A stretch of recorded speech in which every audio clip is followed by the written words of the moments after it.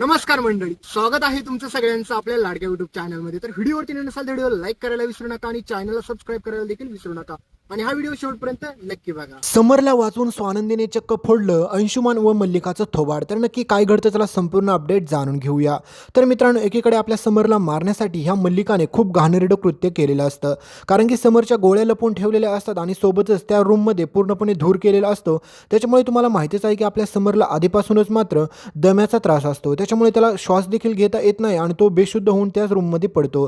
तर हे सगळं घडल्याच्या नंतर मात्र अंशुमान आणि सोबतच ही नालायक मल्लिका दोघी जण देखील हसत बसतात आणि म्हणतात की फायनली आपला प्लॅन वर्कआउट झाला, कारण की समर आणि स्वानंदीमध्ये हा एकमेवच मार्ग होता दुरावा निर्माण करण्याचा। तर दुसरीकडे मात्र स्वानंदीला देखील माहीत नसतं की समर सोबत असं काय घडलं असेल म्हणून, कारण की स्वानंदी घरामध्ये म्हणजे स्वयंपाक किचनमध्ये आपला स्वयंपाक बनवत असते आणि त्यावेळेस मात्र स्वानंदीला असंच वाटतं की राजवाड्यांना नाश्त्यासाठी राजवाडे अजूनपर्यंत आले नाहीत, त्याच्यामुळे त्यांना बोलवण्यासाठी मात्र आपली स्वानंदी खोलीमध्ये जायला पाहते। तर समोर पाहते तर समर चक्क जमिनीवरती कोसळलेला असतो, म्हणजेच त्याची हालचाल देखील होत नसती। हे सगळं पाहून मात्र स्वानंदी एवढी प्रचंड घाबरते, ती ओरडते। त्यावेळेस मात्र ही मल्लिका, अंशुमान हे कोणी देखील मदतीला धावून येत नाही, कारण की त्यांचा प्लॅनिंगच हा असतो की समरचा जागेवरची खेळ संपवायचा। हा पूर्णपणे मात्र ह्या नालायक मल्लिकाने केलेला प्लॅनिंग असतो। पण आपली स्वानंदी कसं बस मात्र आपल्या समरला सावरते आणि त्याला तिथून हॉस्पिटलमध्ये घेऊन जायचं ठरवते।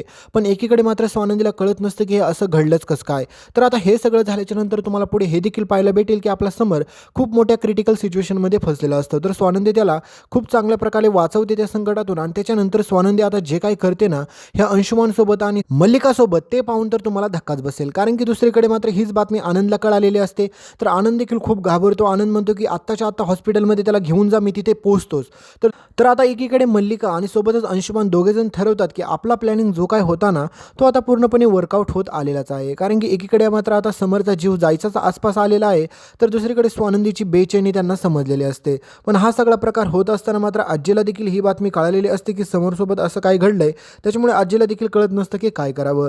तर दुसरीकडे मात्र मल्लिका म्हणते की माझ्याकडे पर्यायच नव्हता, एकेकाळी मी माझ्या स्वतःच्या नवऱ्याला संपवायला मागे पुढे पाहिलं नाही आणि सोबतच समरच्या आईबाबांना, तर समर माझ्यासाठी काय चीज आहे। तर हा सगळा मात्र तिचा प्लॅनिंग होता आणि फायनली तिला असं वाटतं की समरचा जर खेळ संपला तर त्याच्यानंतर मात्र ही सगळी प्रॉपर्टी वैभव माझ्याकडे येऊन जाईल, नंतर त्या म्हातारीला संपवायला मला जास्त वेळ लागणार नाही।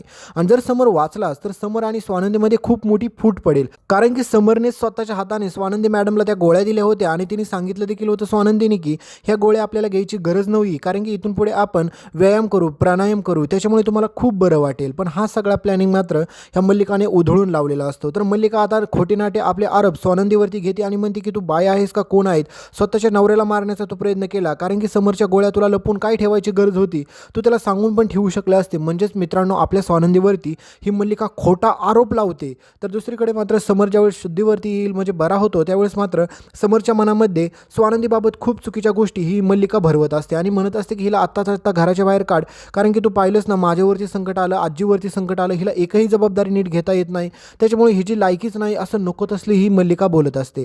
पण पुढे आपल्या स्वानंदीच्या हातामध्ये एवढा भयानक पुरावा सापडतो आणि त्यामधून तिला समजतं की घराचा दरवाजा कोणी बंद केला, गोळ्या कोणी लपवल्या, ह्या सगळ्याचे CCTV फुटेज म्हणजेच व्हिडिओ मात्र आता आपल्या स्वानंदीच्या तावडीत येतात। आणि त्यावेळेस मात्र स्वानंदी समरला देखील सत्य सांगत नाही, तर डायरेक्ट जाते आणि सगळ्यांसमोर या मल्लिकाचं थोबाड फोडते। आणि त्यावेळेस मात्र पाहण्यासारखा कहाणीमध्ये ट्विस्ट येतो, कारण की मल्लिकाचं पितळ आता सगळ्यांसमोर उघडं पडलेलं असतं।